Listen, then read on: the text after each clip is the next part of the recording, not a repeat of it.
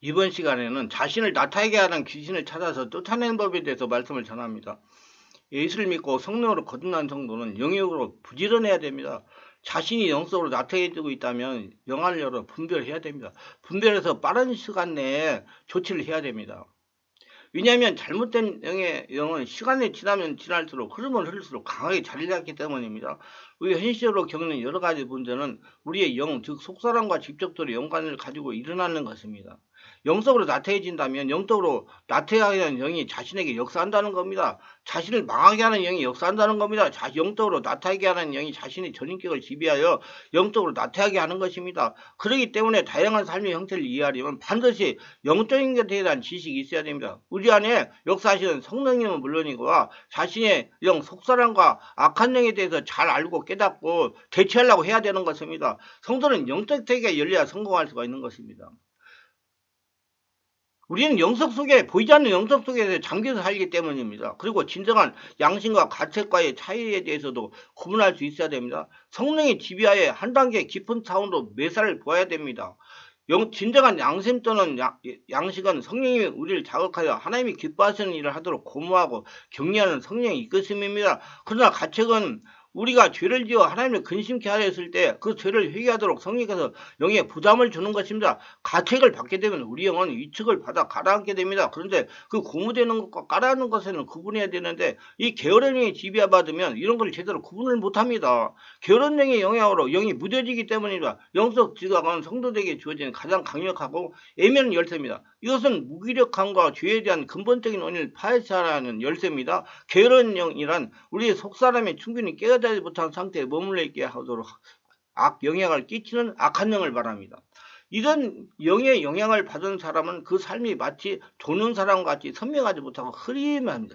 깨어있는 사람은 그의 신앙생활이 분명 활기차고 기쁨이 넘칩니다. 비록 외형적으로 가진 것이 없고 자랑할 것이 없는데도 말입니다. 그리고 예배를 드릴 때도 어떤 사람은 즐거워하고 신에서 성령 충만하게 해서 박수를 치며 찬양에 힘차고 기도도 유창한데 이 영의 지배를 나약한 영의 지배를 받는 사람은 냉랭하거나 시큰둥합니다.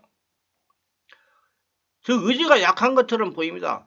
해야 할 것인 줄 알면서도 하지 못합니다. 이를 방해하는 것도 없는데 속에서 힘이 나오질 않습니다. 이건 나약하게 하는 영이 지배를 했기 때문이다. 반대로 해서는 안 될 일을 분별 없이 합니다. 예를 들면 사치하다든가 성적 충동이 빠지거나 유혹에 쉽게 넘어간다거나 합니다. 게으른 영에 눌리면 자녀들이 부모의 걱정할 일만 골라서 하는 겁니다. 이런 부분에 상식이 부족한 사람들처럼 보입니다. 성경에서 게으른 영에 대해서 언급하고 있는 부분이 상당히 많습니다. 에베소서 5장 4절 유창과 어리석은 말이나 회룡의 말이 마땅치 아니하니 오히려 감사하는 말을 하라. 너희도 정녕 이것을 알거니와 음행하는 자나 더러운 자나 탐하는 자나 우상 숭배하는 다 그리스도와 하나님 나라에서 기업을 얻지 못하리라.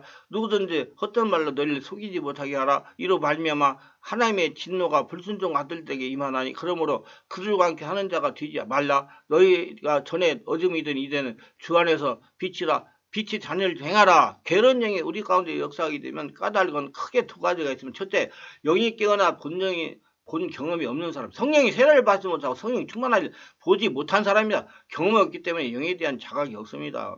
이런 사람은 자신의 주변에서 이런 현상을 오로지 육안으로만 판단하고 대응합니다. 그리고 비평을 잘해요. 성령의 역사에 대한 비평을 하면서 여기에 해당되는 겁니다. 둘째는 깨어난 경험이 없지만 어떤 이유로 인해서 영이 침체되고 힘을 잃어 거의 죽은 것 같은 사람이다.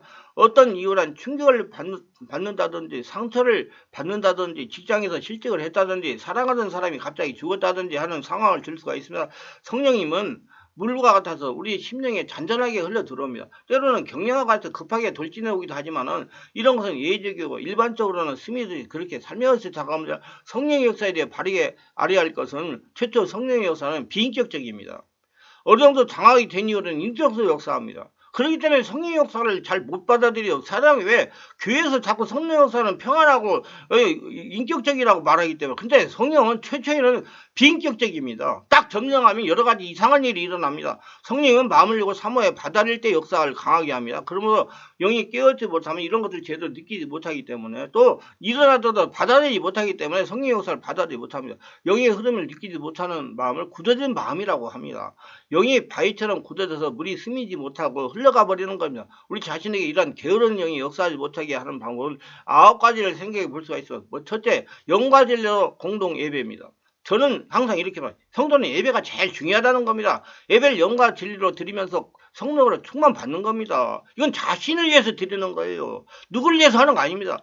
성령으로 충만함으로 영적인 게으름의 영이 역사할 수가 없습니다. 성령의 역사가 강하게 일어나면 이성과 육체에 역사하던 게으름의 영들이 정체를 폭로해 떠나가기 때문입니다. 우리의 속사람이 깨어있으면 하나님의 임재를 느낍니다. 그러나 게으른 영이 지배를 받으면 하나님이 계시다는 사실만 압니다. 한마디로 말로는 아는 겁니다. 이론은 알아요. 그러므로 하나님의 임재를 경험하는 능력이 있는 예배에 함께 참석해서 하나님의 실제 살아계심을 경험하도록 도와야 됩니다. 몸으로 느끼면서 체험해야 되는 거야. 이런 부분에 다루는 특별한 성령치유 집회에서 자신의 실존을 파악하고 깨닫는 것이 중요합니다. 그래서 저는 주일날도 강력한 성령 역사가 일어나게 예배를 드리고 안수를 해가지고 영을 깨우고 그 안에 숨어있는 더러운 것들을 쫓아냅니다. 그래서 주일이 중요합니다. 요즘 세상 살기가 힘이 듭니다. 분자이기 때문에 주일 이외에 교회에 나와서 성령을 충만하게 하고 예배를 영을 깨울 수 있는 예배를 드리기 시간이 없어요. 그래서 주일에만이라도 성령이 충만한 예배를 드리면서 영을 깨워야 됩니다. 둘째, 주님에 대한 개인적 헌신이에요. 성령의 세례를 받고 치유를 받는 것도 주님에 대한 헌신에 속합니다. 말씀과 성령 역사로 속사람이 깨어나면 하나님의 사랑을 느끼기 때문에 그러나 게으른 영의 영향을 받는 사람은 그저 맹목적으로 헌신합니다. 사랑으로 헌신할 수 있는 사랑을 나눠줘야 됩니다. 사모의지동과 율법적인 헌신에 젖어있는 사람은 깨어나기 쉽지 않습니다. 성령으로 봉사를 해야 됩니다. 성령으로 충만하고 항상 하나님을 생각하는 겁니다. 어떻게 하여 하나님을 기쁘시게 할까? 날마다 생각하는 겁니다. 걸어다니는 성전으로 살아가는 겁니다. 성령으로 봉사하고 헌신합니다. 성령의 인도를 받는 삶을 습관화합니다. 셋째, 게으른 영의 지배를 받는 사람은 계시가 열리지 않습니다. 간혹 하나님의 음성을 들었다고 하는데 그건 내용이 너무나 어처구니없고 어리석은 것들입니다. 속사람이 깨어나면 꿈과 환상과 계시가 열려 주님의 음성을 제대로 듣게 됩니다. 그러므로 계시에 대해서 올바른 지식을 얻도록 교회가 훈련합니다. 그래서 이번에 계속적으로 지금 하나님의 뜻을 아는 하나님의 음성을 듣는 것을 이 동영상을 제작해가지고 인터넷에 지금 올리고 있습니다. 유튜브에. 성도는 하나님의 음성을 듣는 원리를 알고 뜻을 아는 원리를 알고 음성을 듣는 훈련을 필히 받아야 됩니다. 넷째, 영의 건강을 유지하기 위해서는 속사람이 강건하면 육체적으로 건강합니다. 게으른 영이 지배를 받은 사람은 운동을 싫어하기 때문에 건강이 나빠집니다. 운동을 하도록 유도하여 게으른 습관에서 벗어나야 됩니다. 병든 경우 치유가 빠르지 못합니다. 그래서 예방신앙이 중요합니다. 성령 충만한 생활 영성을 유지하여 자신의 역사하고 있는 약한 영을 존재를 사전에 찾아서 몰아내는 것입니다. 이를 위해서 성령으로 충만한 생활과 깊은 영역을 해야 됩니다. 그런데 게으른 영이 역사하면 사람은 치유를 위한 기도도 게을리하기 때문에 은혜를 받지 못합니다. 주변에서 자신 안에 게으른 영이 역사한다는 걸 알고 치유받도록 해야 됩니다. 다섯째, 속사람이 깨어있는 사람은 영감을 받는 것이 상식입니다. 그러므로 창조적인 활동을 할 수 있습니다. 하나님의 초자연적인 은혜를 받아 살 수가 있습니다. 그러나 이 영의 지배를 받는 사람, 게으른 영의 지배를 받는 사람, 남을 흉내낼 뿐 창조적이고 독창적인 활동을 할 수가 없습니다. 그래서 그림을 그리게 하면 그림에서 창조성이 나타나지 않고 그래서 남의 그림을 흉내낼 뿐입니다. 창조적인 활동이 무엇인지 일깨워 줄 필요가 있는 것입니다. 하나님은 창조의 하나님입니다. 하나님은 창조의 하나님, 고로 하나님의 자녀는 창조적이어야 됩니다. 여섯째, 속사람이 깨어있는 사람은 시간에 대해서 예민합니다.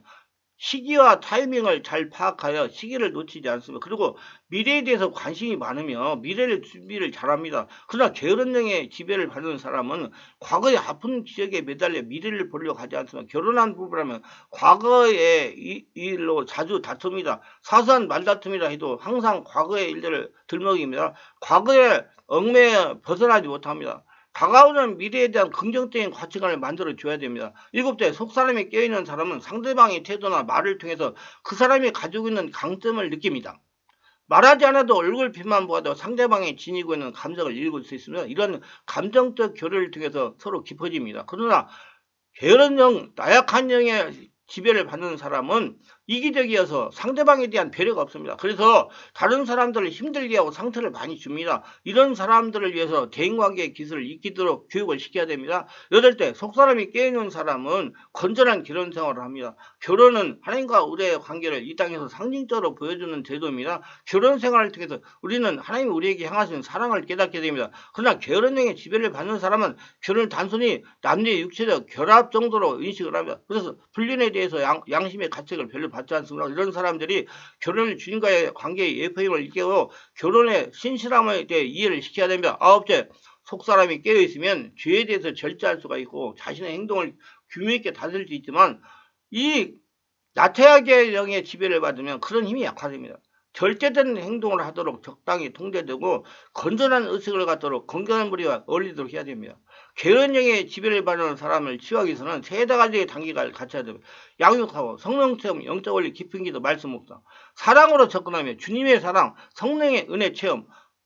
세 번째는 부모된 자격으로서 다른 사람을 도울 수 있도록 인도하는 등입니다. 성령은 마치 물르듯이 우리 심령에 스며듭니다. 아주 잔잔한 바람기와 같이 스며들기 때문에 예민하지 못하면 그 흐름을 느끼지 못할 수도 있습니다. 받아들여야 됩니다. 환영해야 돼요. 그러므로 게으른 영의 지배를 받는 사람에게 이 부분에 대해서 가르침을 주고 흐름을 느끼도록 도와줘야 됩니다. 자녀의 영이 깨어나게 하는 책임은 부모나 지도자에게 있으며 영이 깨어난 일은 스스로 거의 불가능하기 때문에 전혀 하지 않으면 누가 듣겠고 깨어지지 않으면 누가 일어나겠습니까? 우리 영이 깨어난 일은 영의 부모인 지도자의 몫인 것입니다. 게으른 영의 지배를 받는 사람은 매일 기도하면서 성령님에게 자신을 깨워주도록 간구하며 새로운 삶을 살 것을 각오하고 게으른 영에게 떠나갈 것을 명령합니다. 자신의 게으른 영으로 자유하겠다는 각오를 날마다 외칩니다. 자신의 무의식에 잠길 때까지 소리를 내며 외칩니다. 성령이 충만한 생활을 합니다. 게으른 영은 영이 제대로 성장해야 할 시기에 성장하는 멈추는 까닭에 생긴 영적 질환에 반드시